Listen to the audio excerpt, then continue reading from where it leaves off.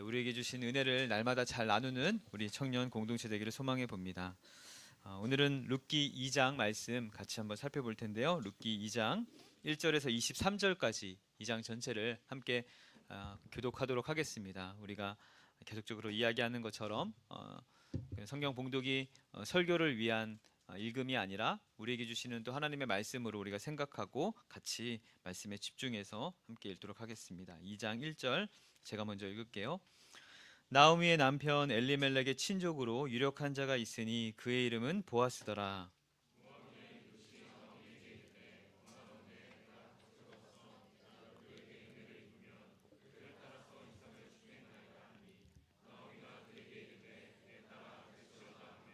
룻이 가서 베는 자를 따라 밭에서 이삭을 줍는데 우연히 엘리멜렉의 친족 보아스에게 속한 밭에 이르렀더라.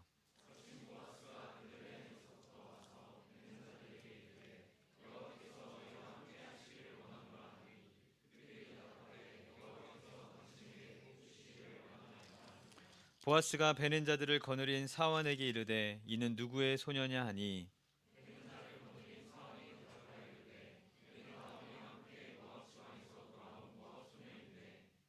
그의 말이 나를 베는 자를 따라 단 사이에서 이삭을 줍게 하소서 하였고 아침부터 와서는 잠시 집에서 쉰 외에는 지금까지 계속하는 중이니이다.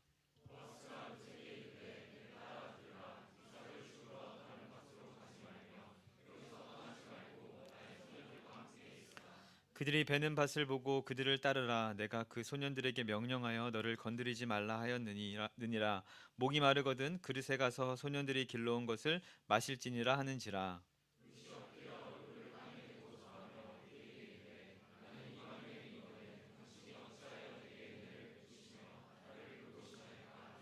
보아스가 그에게 대답하여 이르되 네 남편이 죽은 후로 내가 시어머니에게 행한 모든 것과 내 부모와 고국을 떠나 전에 알지 못하던 백성에게로 온 일이 내게 분명히 알려졌느니라.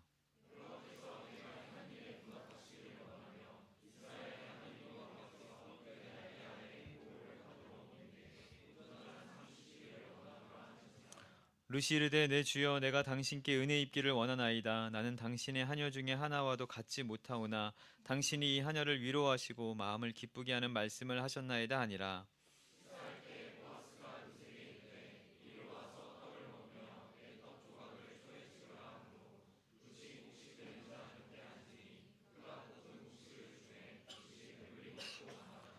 룻이 이삭을 주우러 일어날 때 보아스가 자기 소년들에게 명령하여 이르되 그에게 곡식 단 사이에서 죽게 하고 책망하지 말며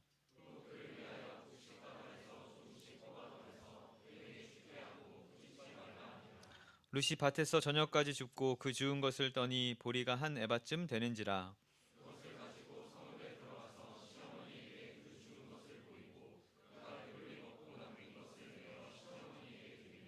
시어머니가 그에게 이르되 오늘 어디서 주었느냐 어디서 일을 하였느냐 너를 돌본 자에게 복이 있기를 원하노라 하니 룻이 누구에게서 일했는지를 시어머니에게 알게 하여 이르되 오늘 일하게 한 사람의 이름은 보아스니이다 하는지라.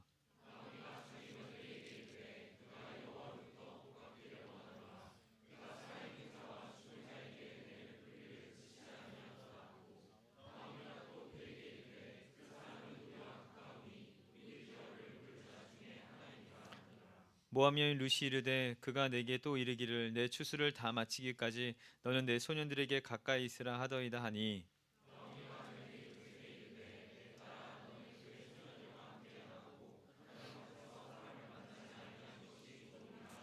같이 있습니다. 이에 룻이 보아스의 소녀들에게 가까이 있어서 보리 추수와 밀 추수를 마치기까지 이삭을 주우며 그의 어머니와 함께 거주하니라. 아멘. 계속적으로 룻기를 살펴보고 있습니다. 이 룻기의 시대적 배경을 제가 사사기 시대라고 이야기했습니다. 사사기 시대의 가장 큰 특징이 무엇이었죠? 자기의 소견에 옳은 대로 행하는 그런 모습이 사사기의 가장 큰 특징이었습니다. 하나님을 왕으로 모시지 않고 자기 스스로가 왕이 되고자 하는 그런 마음을 이 사사기를 통해서 우리가 많이 살펴볼 수가 있었는데 그 결과로 도덕적 부패함이 가득한 그런 시대가 사사 시대였습니다.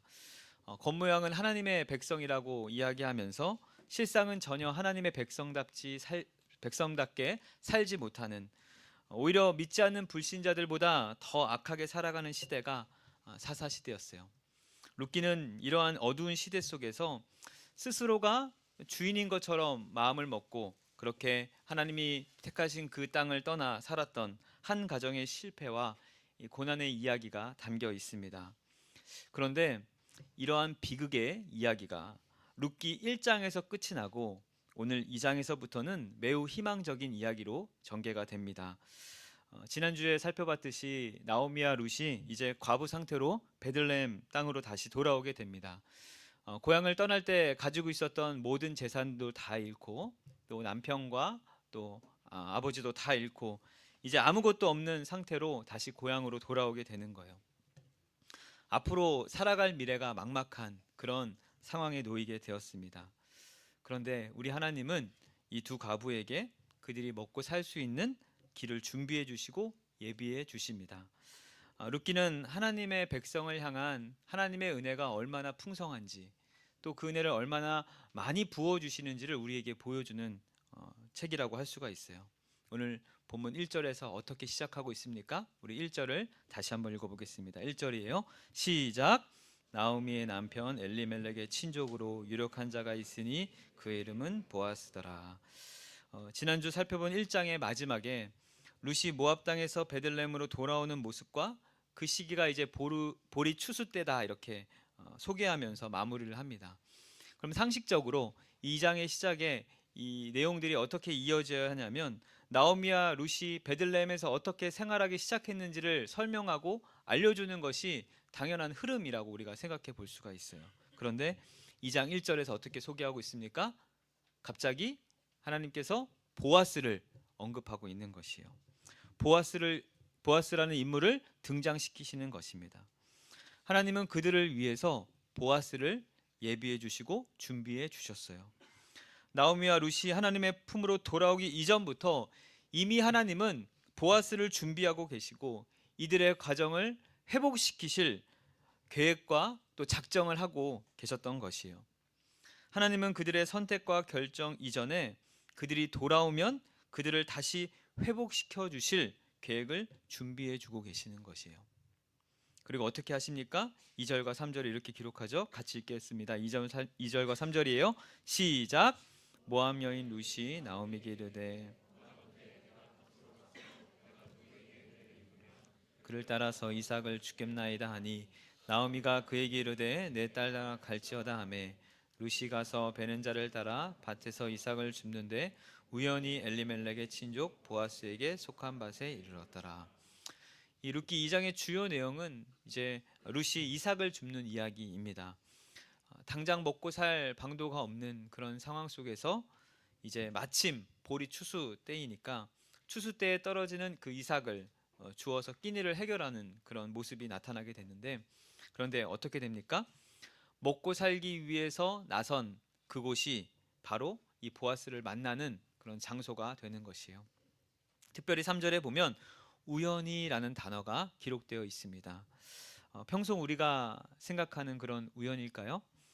1절에서 이미 보아스를 준비해 주시고 계획해 주신 그 하나님께서 이 보아스를 만날 수 있도록 인도해 주시는 거예요. 하나님 은혜 안에 모든 것이 이루어진다는 것을 우리에게 말씀해 주고 있습니다. 2절에 보면 룻이 나오미에게 내가 누구에게 은혜를 입으면 이렇게 이야기하고 있어요. 이는 모두 하나님의 은혜 안에만 가능한 것임을 그가 선포하고 있는 것이죠. 오늘날에도 이스라엘 백성들은요, 이 이방 민족에 대해서 배타적인 성격을 가지고 있습니다. 자신들만 하나님이 선택하신 그 선민 의식이 굉장히 강하기 때문에 이방 사람들과 함께 말을 섞거나 또 식사를 하는 것에 굉장히 불쾌한 마음을 가지게 됩니다. 당시에는 더욱 심했어요. 더욱이 이 룻이 속한 모압 지방은 이스라엘과 원수였던 그런 족속이었어요. 그런 룻이 이 베들레헴 지역에서 이삭을 줍는다는 것은 참 어려운 일일 것입니다. 그런데 그렇게 찾아간 곳이 마침 시아버지 엘리멜렉의 친족 보아스의 밭이었던 것이에요. 하나님은 그 룻을 위해서 모든 것을 준비하시고 이루어 주시는 것입니다. 그리고 어떻게 됩니까? 우리 4절이에요. 4절 같이 읽겠습니다. 시작. 마침 보아스가 베들레헴으로부터 와서 베는 자들에게 이르되 여호와께서 너희와 함께 하시기를 원하노라 하니 그들이 대답하되 여호와께서 당신에게 복 주시기를 원하나이다 하니라. 오늘 4절의 첫 시작에도 마침이라는 단어로 시작합니다. 마침 보아스가 그 밭에 오게 되는 거예요. 1절에서 보아스를 유력한 자다 이렇게 소개하고 있는데, 유력한 자라는 것은 1차적으로 재물이 많은 것을 의미합니다. 이 보아스가 당시에 재물이 굉장히 많은 사람이었어요. 많은 종을 거느리고 있었고 밭도 있었습니다. 굳이 그가 이삭을 줍는 그런 밭에 나갈 이유가 없는 사람이에요. 그런데 마침 보아스가 룻이 이삭을 줍는 그때 그곳에 찾아가는 것이죠. 인간의 시각으로 볼 때는 우연처럼 보여주는 그런 모습이지만 하나님은 철저하게 하나님의 백성에게 은혜를 주시기 위해 준비하시고 계획하신다는 것을 우리에게 보여주는 것입니다. 이제 보아스가 그곳에서 룻을 만나게 되는데, 먼저 이 보아스가 사환들과 대화하는 장면이 나오게 됩니다. 그런데 사환의 말을 따르면 룻이 그 떨어진 이삭을 줍게 해달라고 요청했는데 줍게 했더니 집에서 잠시 쉬는 일 외에는 열심히 그 일을 감당하고 있음을 알려주고 있습니다. 우리 사랑하는 남서울 청년 여러분, 룻은 참 어려운 상황이었을 것이에요. 모든 것을 잃고 이국 땅에서 아무것도 가지지 못한 채 그렇게 그곳에서 일을 하게 되었는데, 가장 하찮은 일처럼 보여지는 그런 일도 최선을 다해서 열심히 일하고 있는 것을 우리에게 보여주는 것이죠. 하나님은 주어진 환경 속에서 열심히 일하고 섬기는 그 룻의 모습에 또 참 기쁘셨을 것이에요. 반대로 이 보아스도 역시 그렇게 이국 땅에서 열심히 일하는 그녀의 모습을 보면서 이렇게 이야기하는 거예요. 룻에게 은혜를 베푸는 거죠. 8절과 9절 우리 같이 한번 읽어보겠습니다. 8절과 9절입니다. 시작. 보아스가 룻에게 이르되 내 딸아 들으라. 이삭을 주우러 다른 밭으로 가지 말며 여기서 떠나지 말고 나의 소년들과 함께 있으라. 그들이 베는 밭을 보고 그들을 따르라. 내가 그 소년들에게 명령하여 너를 건드리지 말라 하였느니라. 목이 마르거든 그릇에 가서 소년들이 걸러온 것을 마실지니라 하는지라. 보아스는 아무것도 가지지 않는 과부의 몸으로 시어머니와 함께하기 위해 이렇게 이국 땅에 온 그녀를 위해, 열심히 일하는 그녀를 위해 긍휼을 베풀기 시작하는 것입니다. 사랑하는 여러분, 이 룻기 2장은요 은혜의 장이다 이렇게 이야기할 수 있을 정도로 나오미와 룻의 가정을 향한 그 하나님의 은혜가, 풍성한 은혜가 계속적으로 부어지는 것을 우리에게 보여줍니다. 나오미에게 베풀었던 그 은혜를 경험한 이 룻은 그대로 잊지 않고 나오미에게 전해 주었어요. 또 그 모습을 본 보아스는 또 룻에게 은혜와 사랑을 전하기 시작하는 것이에요. 우리 사랑하는 여러분, 나오미와 룻의 가정을 향한 그 하나님의 은혜는요 오늘날 하나님의 백성과 자녀로 살아가는 우리에게도 동일하게 주어지게 됩니다. 이들 가정 가운데 부어졌던 그 하나님의 은혜는 오늘날 모든 성도와 또 성도의 가정 가운데 부어지는 그 하나님의 은혜와 동일하기 때문이에요. 왜냐하면 이 룻기에 나오는 하나님은 여전히 우리가 믿고 의지하는 그 하나님이시기 때문입니다. 은혜가 풍성하신 그 하나님은 미처 구하지도 못하고 그렇게 깨닫지 못하는 그런 부분까지 세심하게 간섭하여 주셔서 우리에게 은혜를 부어주시는 분이십니다. 여기서 우리가 반드시 기억해야 할 것은 그 모든 은혜의 근원, 그것은 바로 풍성한 은혜를 가지신 하나님이시고, 그 하나님은 우리에게 은혜를 날마다 부어주시기를 원하신다는 것을 기억하는 것이에요. 하나님은 반드시 하나님의 때에 우리에게 은혜를 부어주십니다. 하나님은 그분의 백성과 그 자녀들의 인생을 그냥 방관하지 않으시고 우리 자신에게 그 운명을 맡겨두지 않는다는 사실을 알아야 해요. 우리의 모든 소망 하나님 앞에 둘 때 하나님은 그 우리의 모든 소망을 부끄럽지 않도록 우리의 인생과 발걸음을 가장 아름답게 인도해 주신다는 것입니다. 하나님은 계속해서 룻과 그 나오미에게 향한 그 가정을 향한 은혜를 계속적으로 부어주시는 것을 오늘 본문에서 볼 수가 있어요. 우리 14절 같이 한번 읽어보겠습니다. 14절이에요. 시작.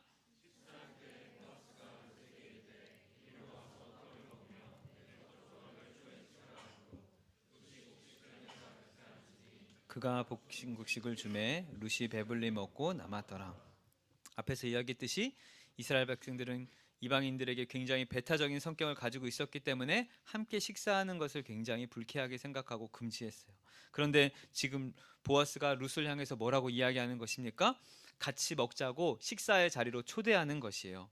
같이 식사를 하자고 초청하는 것은 룻을 바라보는 그 보아스의 시선의 마음과 뜻이 어떤지를 우리에게 알려주고 있습니다.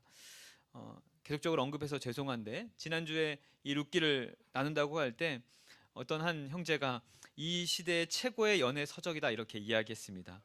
물론 우리의 눈으로 볼 때 룻이 굉장히 이성적으로 매력이 있었나 이렇게 생각할 수 있어요. 그런데 성경 어디에도 룻이 매력적인 여자다 이렇게 표현하지 않습니다. 룻기는 단지 한 남자와 한 여자의 이야기가 아니기 때문이에요. 하나님이 우리를 어떻게 보고 계신지, 하나님의 그 은혜가 얼마나 풍성한지, 그 은혜가 얼마나 우리에게 많이 부어지는지를 보여주는 것이기 때문이에요. 보아스는 룻에게 그렇게 친절할 이유가 전혀 없었던 사람이었어요. 유다지파 사람으로 신분이 확실했고 유력한 자, 재력이 많은 사람으로서 모든 것을 가진 자였어요. 그러나 그에게 더욱 중요한 마음이 있었는데 그것은 바로 긍휼한 마음이 그에게 있었다는 것이에요. 룻을 단지 그냥 이방 여인으로 보지 않았습니다.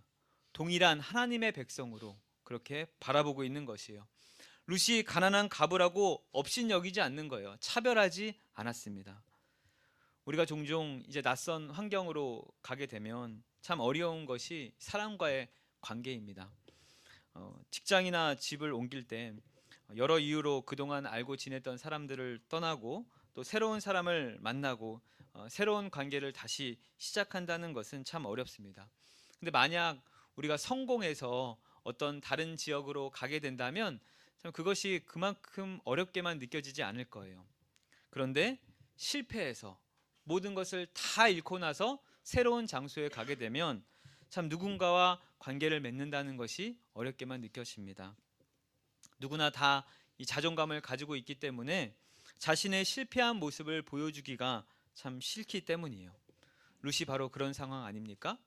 모든 것을 다 잃고 아무것도 없는 그런 상황 속에 모함 여인으로 가장 미움받는 그런 상황 속에서 누군가와 관계 맺는 것을 참 어려워했을 것이에요. 아무런 재산과 물질도 가지지 않는 가난한 과부. 이삭을 줍는다는 것은 당시 가난한 사람 중에서도 가장 가난하다는 것을 보여주고 있는 것이에요. 오늘날로 따지면 집도 없고 먹을 것도 없는 그런 상황에 놓이게 된 것입니다.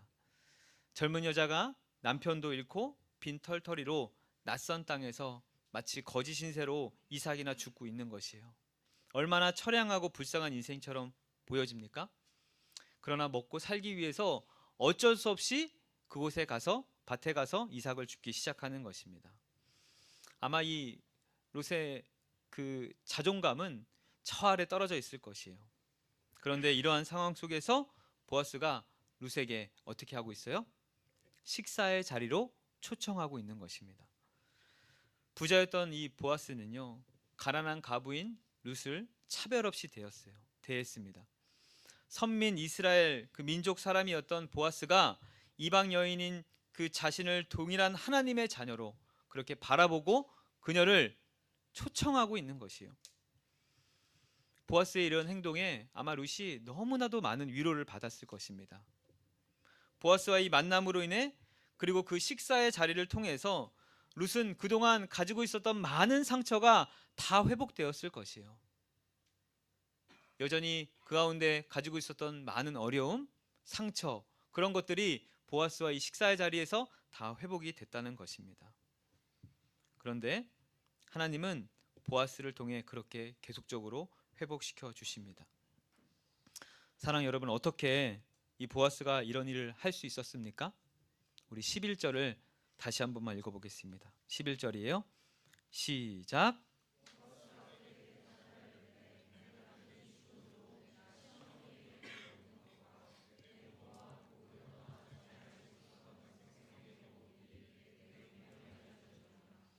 보아스는 이 룻이 시어머니 나오미에게 했던 그 은혜의 모습들을 다 알고 있었어요. 다 전해 들었던 것이죠. 그리고 그 은혜의 모습을 보면서 보아스도 은혜를 누린 거예요. 그리고 보아스는 룻이 나오미에게 보여준 그 은혜의 모습을 보고 동일하게 룻에게 은혜와 사랑과 자비를 베풀어 주고 있는 것이죠. 지난주에 설교했듯이 이 사사시대의 사이클이 악의 순환이라면 이 룻기의 사이클은 은혜의 순환입니다.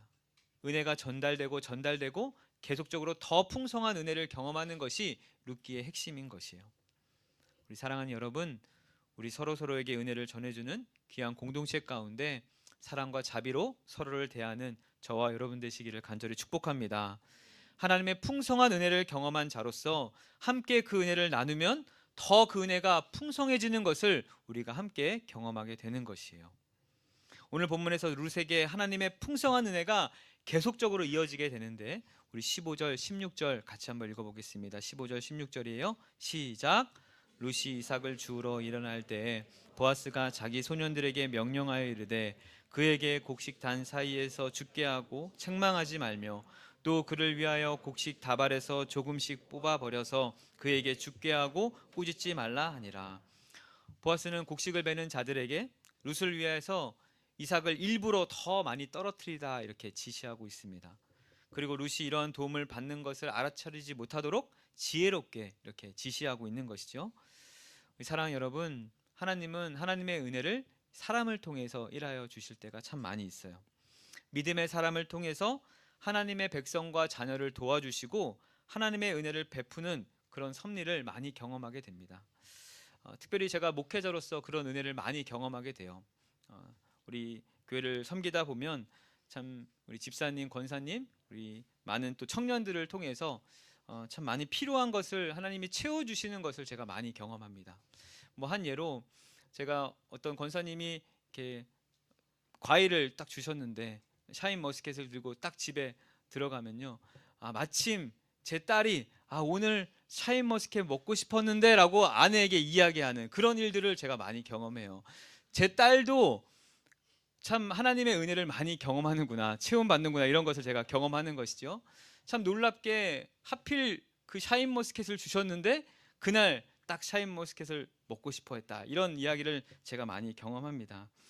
하나님은 하나님의 자녀들을 결코 외면하지 않으시는 거예요. 하나님의 자녀들을 기꺼이 품으시고 받아주시는 좋으신 하나님이 우리가 믿고 섬기는 하나님인 줄 믿으시기를 바랍니다. 룻에게 인도하시는 그 은혜, 위로의 은혜, 채움과 보호하심의 은혜를 부어주신 하나님은 여전히 오늘날도 우리에게 동일하게 은혜를 채워주시고 부어주시는 분이십니다. 룻의 발걸음을 인도하여 주시고 그녀의 모든 인생을 책임져 주시는 그 하나님은 저와 여러분의 인생도 가장 아름답게 인도하여 주신다는 것이에요. 우리 사랑하는 여러분, 우리는 우리의 삶 속에서 우리에게 넘치도록 은혜를 부어주시는 그 하나님의 모습을 많이 발견할 수 있어요. 왜냐하면 우리는 그 풍성하신 은혜를 주신 하나님을 믿는 자들이기 때문이에요.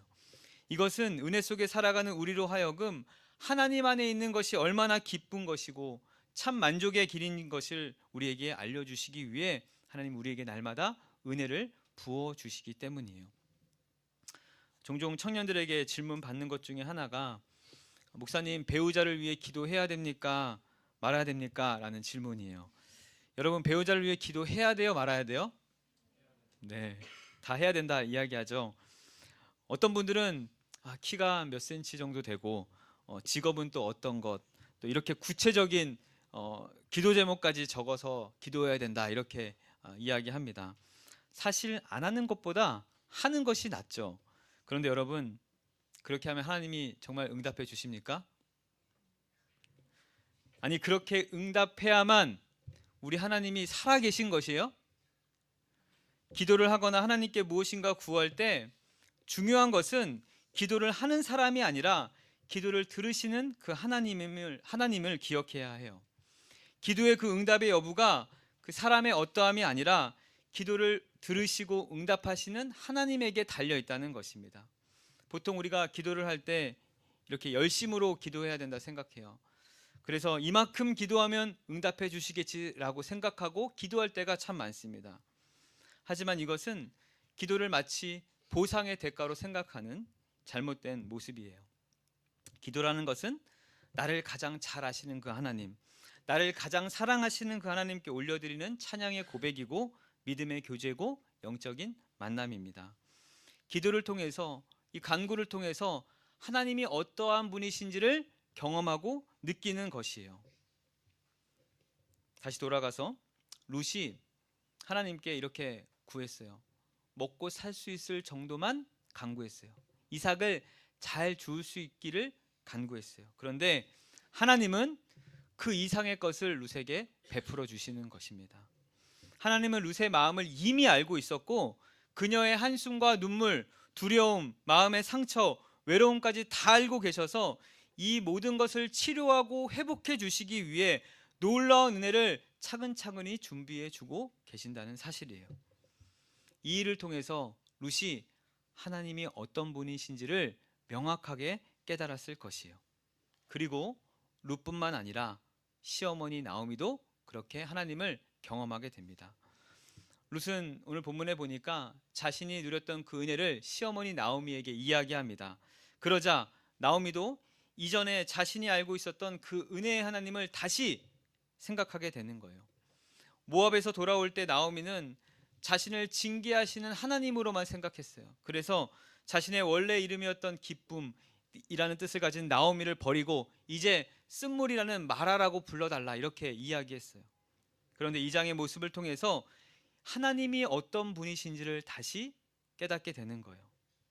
우리 20절 같이 한번 읽어보겠습니다. 20절이에요. 시작.